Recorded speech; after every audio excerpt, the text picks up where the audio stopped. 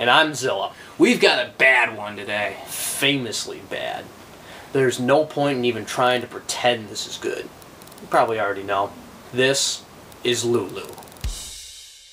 Oh boy, here we go. The stinker to top all stinkers. Lulu is a collaborative effort between both Lou Reed and Metallica, and it is based on the Lulu plays by Frank Wedekind. Most of us know and love Metallica. Their first 4 albums, Kill 'Em All, Ride the Lightning, Master of Puppets, and Injustice for All, are considered to be thrash metal classics by many. Their self-titled release, known by most as the Black Album, was excellent too. No, seriously, it's a solid album, though it definitely did take a more commercial approach to heavy metal, and it was still really good. After that, Metallica released Load and Reload, 2 albums that were not bad, but nothing special either. Come on guys, they really weren't that bad. Hardcore fans started to disown the band at this point, and things didn't become any better when Metallica released Saint Anger, which was plagued by poor production and nu metal influences. I honestly don't think Saint Anger is that bad.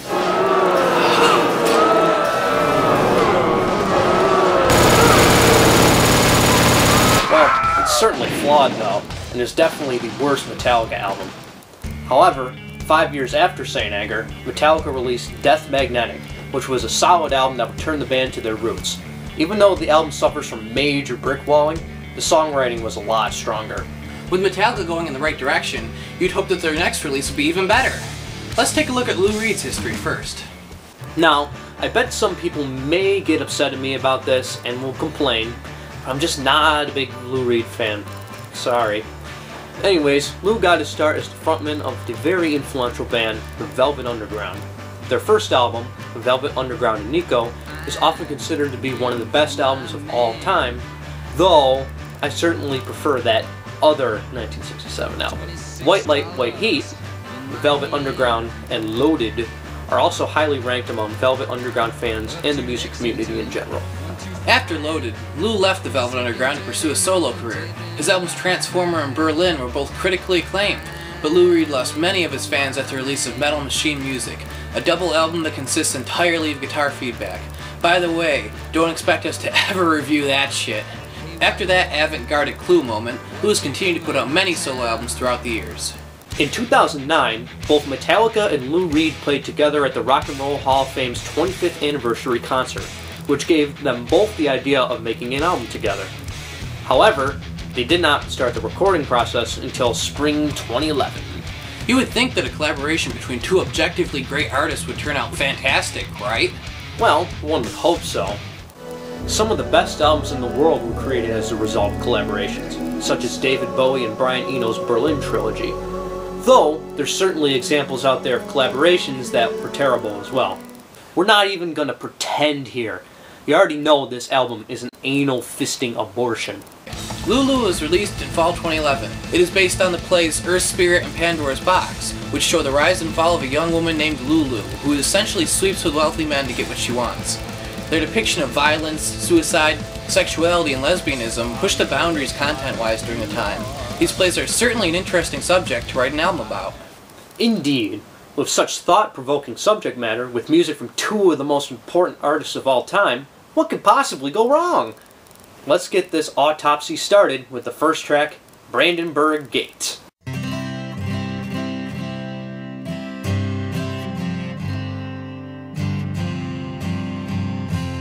Wow, this is a nice sounding intro. Yeah, this acoustic guitar is very relaxing. I don't know why so many people would hate on this.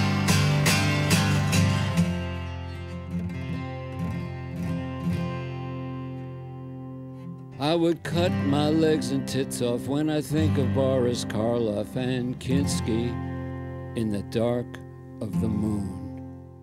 What? What the fuck is this shit? Not only has Lou Reed just done the musical equivalent of linking you to Goatsy, he's not even making sense. These plays take place in 1888 or earlier. That means you'd have to know Boris Karloff as an infant. That's possible since he was born in London, but I kinda doubt it. And Kinski wasn't even thought of yet. And why would you mutilate yourself when you think of them? This is the opening line. Everything in this album is introduced with this, and you're already making no goddamn sense. Let's just move on.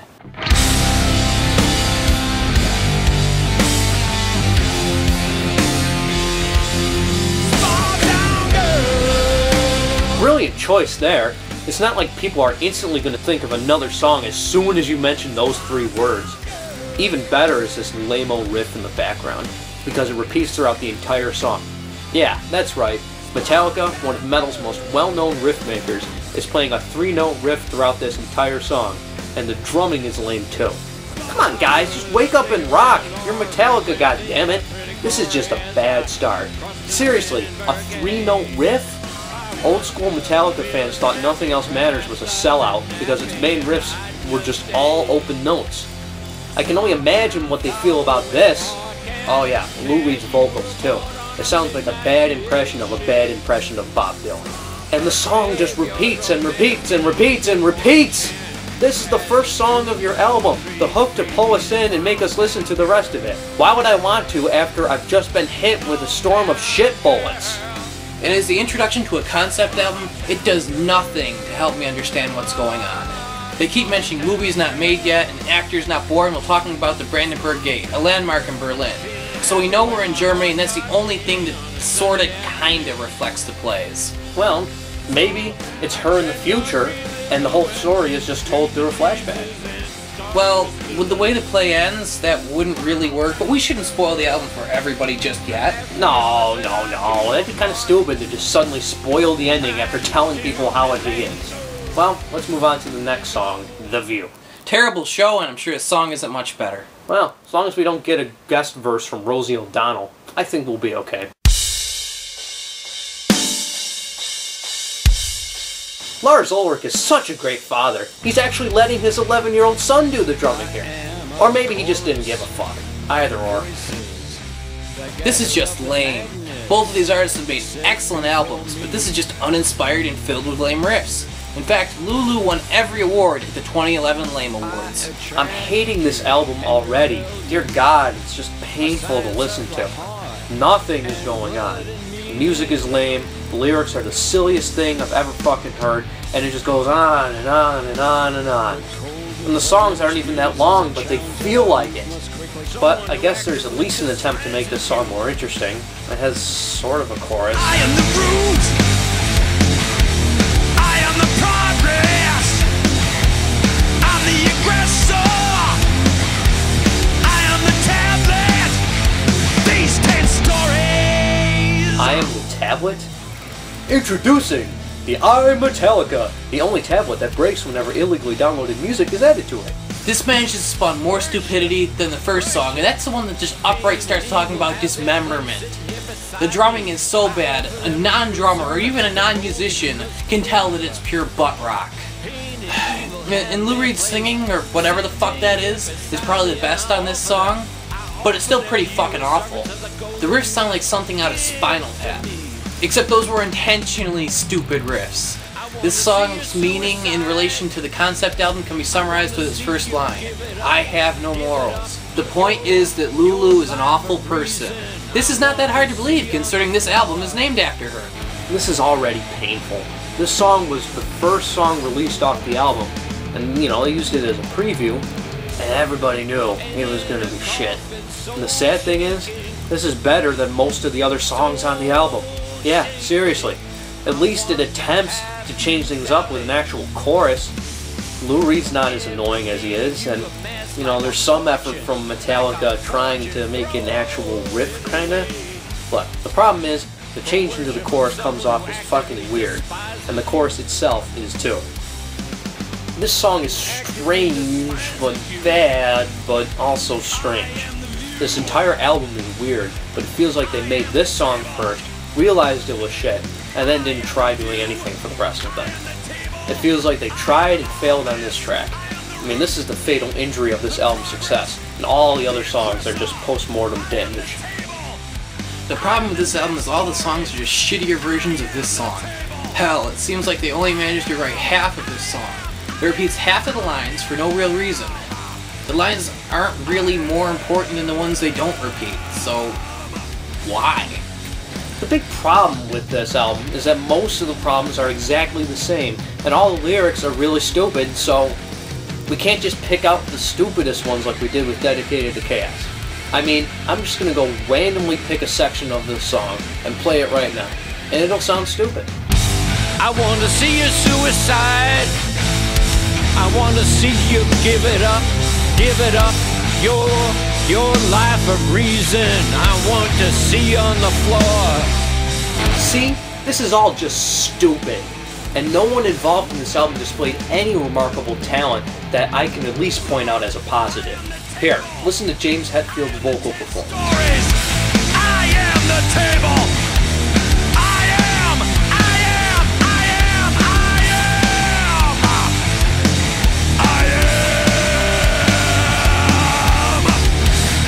I'm half expecting James to yell out, "I am constipated," because that's what he sounds like. And listen to this lame-ass solo from Kirk Hammett.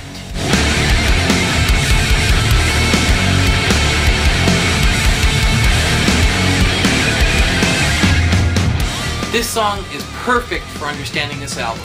If you want to see how really bad this album is, don't waste 80 fucking minutes. Yeah, 80 fucking minutes. Just listen to this song. Yeah, let's move along now, shall we? The next song is called Pumping Blood. Which is funny, because this whole album could be easily described as pumping shit directly into your ears.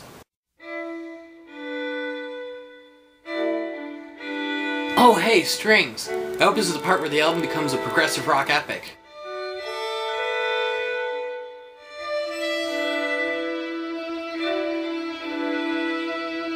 Guys, I don't know if you heard it in the mix, but there's a fly buzzing and you should have used a different take. Oh wait, that's the guitar? Oh, that's pointless, isn't it? The intro riff here at least sounds like the way a Metallica song would start out. Now of course, this album being a hurricane of brain sodomy, I'm sure they'll repeat the riff ad nauseum.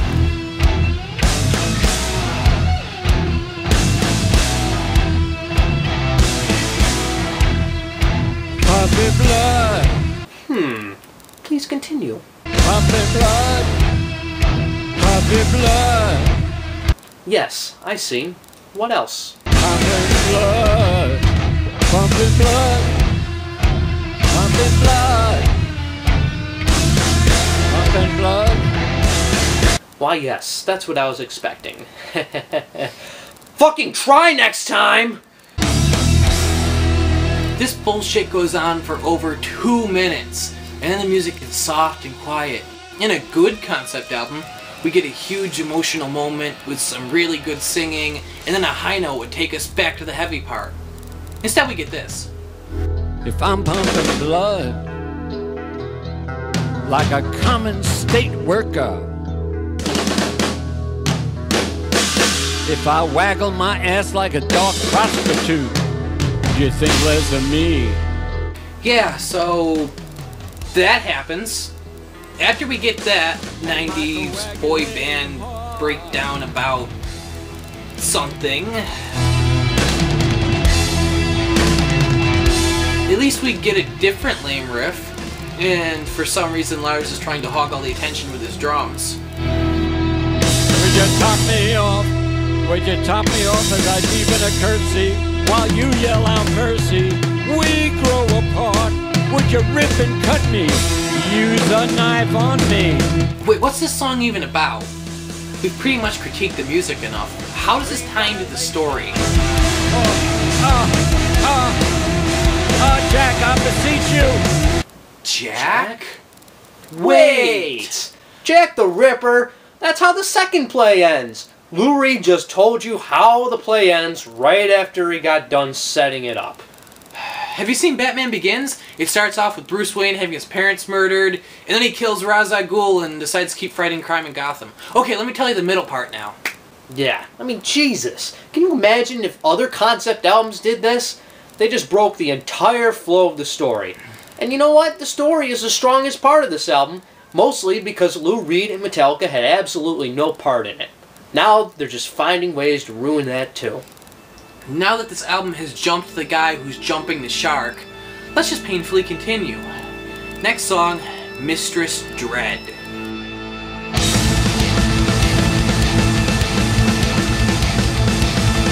They seem to have changed styles from slow and stupid to fast and stupid. 2-note riff! Great job, guys! I'm built like you are. Yep, same stupid vocals, same uninspired riffs. Let's just see if it has the same stupid lyrics too. I'm a woman who likes men, but this is something else. This would sound hilarious out of context of the album. Wait, I'm confused. Oh, yeah! Let's call our LGBT expert. We have an LGBT expert? She came with the camera.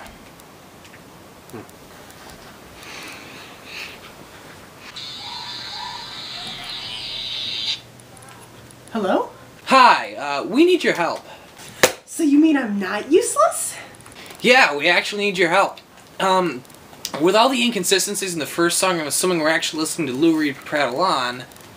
So if Lou Reed is a woman who likes men, but he's also a man, that makes him... Transgendered.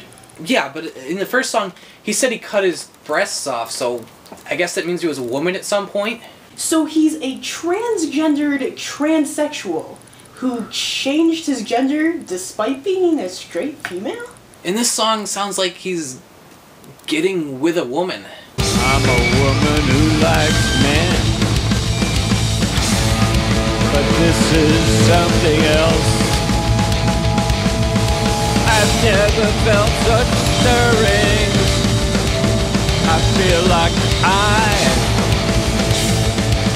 was someone else. So he's a woman who became a man who is still internally a woman and is now realizing he's bisexual? Hey, that makes more sense than anything Lou Reed said so far. Well, thanks. Bye. Well, you know, it's completely possible that Lou Reed is just trying to sing as a part of Lulu in the song, but he just sucks at it. Either that or it's the other woman involved, but if I recall the play correctly, she already knew she was a lesbian. It's never made really clear, despite it being a rather important plot point. All I ask, my baby. This is a terrible, terrible album for storytelling. Sorry for Party Rocking tells more of a story than this album does. Better music, too. Lulu is garbage even when compared to other garbage. At this point, you might notice something. All these songs have the exact same problem. Shitty riffs with shitty half-singing with shock lyrics. I would cut my legs and tits off if I waggle my ass like a dark prostitute, like a colored man's big blood spurting from me. I wish there was a strap of blood that you could kiss away. Yeah, at this point, the only thing different in each song is the story, so if you don't mind, the music's going to take a bit of a back seat while we just focus on what each song contributes to the story. You see, this is supposed to be telling us a coherent story, and it is failing on all levels. Let's recap real quick. Brandenburg Gate might as well be called Giant Historical Inaccuracy Hurricane, referencing actors and films that make it big eventually once Lulu dies. All it does is set up the story in Germany, which is the main location of the plays, but certainly not the only one. The View tells us that Lulu is an awful person. Or, well, someone's an awful person. It never really specifies. And it pretty much paints whoever this person is as a sociopath. Pumping Blood is the end of the second play, despite the fact we barely just began. And Mistress Dread is about her first lesbian encounter with Countess Geschwitz. This is skipping a lot. 3 romances, 2 deaths to be exact. Like, that's a lot. A lot. Let's see where this keeps going. The next song is Iced Honey, which is about how Lulu can't fall in love, I think. It's all a bunch of poorly written metaphors, so fuck if I know. This is kind of pointless, since we've already established she's sociopathic, so obviously she doesn't feel love. It's kind of a bit redundant.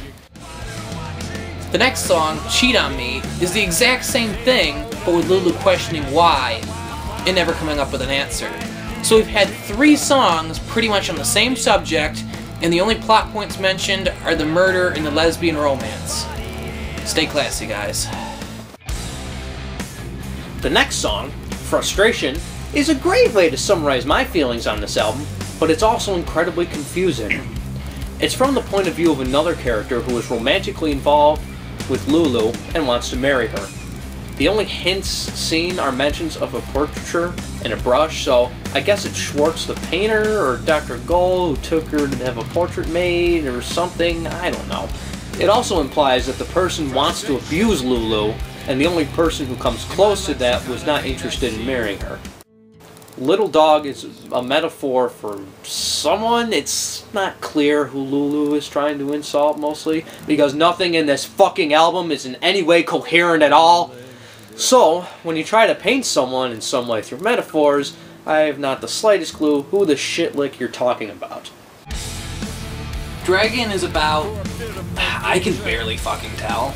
I love to analyze lyrics, and I have many interpretations of many different songs, and I can normally dive right into lyrics and pull out some sort of story. I had no idea what the fuck was going on until the last few lines, which say, "We are both dead now." So I'm assuming it's about the double murder at the end of the play from the perspective of the Countess, because that kinda sorta makes sense. Lou Reed is a fucking hack. Junior Dad, I guess, could be about Alwa, the son of Lulu's former husband, who she murdered, and then he eventually falls in love with Lulu himself. Seems like a weird time to bring him up, considering this is the last song on the album. The album ends on 10 minutes of a string section holding on a note. This is probably the high point of the album. Guys, we're not kidding. This album is bad. Bad, bad, bad, bad, bad, bad, bad. All those sections you heard are pretty much the entire fucking album. It sounds all the same, and it sounds like flaming goat sodomy. It's awful. Metallica couldn't think of one good riff on the entire album, and Lou Reed makes the vocals of Bob Dylan seem very pleasant and inviting. This album fails as a storytelling medium too. Lou Reed as Lulu is just stupid. Men singing the roles of women is one thing I find particularly odd and completely unnecessary. You're Lou fucking Reed and fucking Metallica. You can get a female vocalist for Lulu. You can get a really good female vocalist to sing the part of Lulu. Or you could at least have James sing the part of Lulu. He sounds like a woman sometimes. When Queensryche made Operation Mindcrime, a concept album that also features prostitutes and murder, they got a female vocalist for the female character. It's fantastic. And when Protest the Hero made Kazia, an album about prostitutes and murder, they got a female vocalist to voice Kazia. And it's fantastic. Though to be fair, those albums have, actual songwriting. It's very clear that Metallica and Lou Reed just shat this one out without anyone else's input. It's sort of like the Star Wars prequels. Someone needs to stand up and say, "Hey guys, this is kind of shitty, we ought to make some changes to it." But no one's going to say that to Metallica. They're Metallica, and they can do whatever the fuck they want because they're Metallica. They need more studio input. Dave Mustaine, around the same time, said he wanted to collaborate with Metallica. Still making good music, talented songwriter Dave Mustaine? Yeah, apparently collaborating with Lou Reed is a better idea. I can't even follow the thought process behind this album besides whatever, we're Metallica. And whatever, we're Metallica seems to be the band's response to any criticism of this album. Lou Reed received death threats from angry Metallica fans, which, as shitty as this album is, it's wrong. Lou takes a more relaxed approach to the criticism, saying that he's, in it for the fun of it. All his fans left, and he just does it for the hell of it. Metallica, on the other hand, has been riding in the douchemobile. Lars has made absolutely ridiculous comparisons between Lulu and Fade to Black. The difference is that Fade to Black is a great emotional song, and the deviation from the normal style made Ride the Lightning an excellent album, and the meltdown in that case was just a bunch of people who would have got mad anyways because all they wanted was a soulless retread of Kill 'Em All. Lars said that Lou's poetry isn't for everyone. I agree. It's not for anyone! James Hetfield also said that the critics are fearful people who are typing from their mom's basement that they still live in. Hey Zilla, where are we recording this review again? Never mind. Does where you live really affect the validity of your opinion? James also said that he needed to spread his wings and try something new. Well, you could have recorded yourselves taking a shit, and you know what? That would have been something new too. In fact, that would be better than this motherfucking album. It's kind of sad when there's a documentary showing the band in therapy and it's the second most embarrassing thing they've ever done. Hey, you nerds! What do you think you're talking about there? This is the greatest album of the 21st century. It's Lulu by Lou Reed and Metallica, yeah. How about you faggots? You haven't made any multi-platinum albums? I have. Yeah, I have the true authority on music, huh? So all of you, yeah, just get out of here. Dismiss it. You faggots, just go learn how to get your own music. And don't steal from the Napsters. Brilliance? Really? This?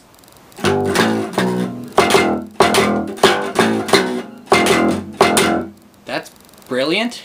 It just kind of seems like really lazy. Yeah, man. It seems like you didn't even try, Lars. I mean, have you even listened to your drumming on The View? Hey, you two buttfuckers are just illiterate morons. Yeah, you don't know anything about music. I know everything about music. I'm Lars Ulrich. I get paid millions of dollars every year to play music. You don't. You just live in your mother's basement. You fucking Napster faggots. You don't know anything. You're worse than Napster. You're stealing all my money because you fucking suck. Hey, that's not true. Yeah, this review was certainly not filmed in my mother's basement. We're gonna stand by what we say, Lars. This album sucks. I'm Zac. And I'm Zilla. And in a world where you can be anything, don't be the kind of person who makes Lulu. Yeah, you see here, you fag. You don't know anything about music. See, watch me. I'm gonna play the best drum part you've ever heard. Watch.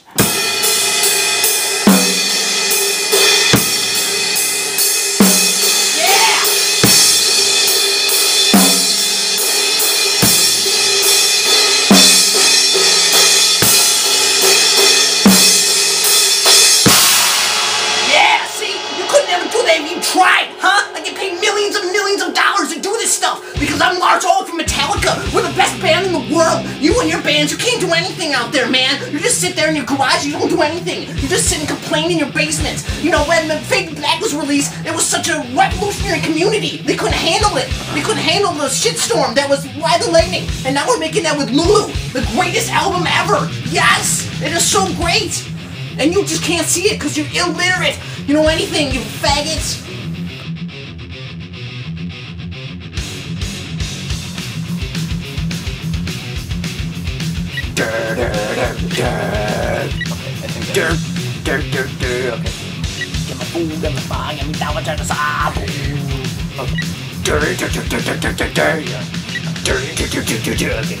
I want you to look at the camera when you're saying anal fisting abortion. The plays take place in 1988 or earlier. Well, hold on. You read 1988. Oh yeah. 1988, 1980s. With Jack the Ripper in his... Definitely Jack the Stripper. Okay. Okay. Small town girl. Living. Okay. Okay. The cat doesn't like it either. The cat actually does.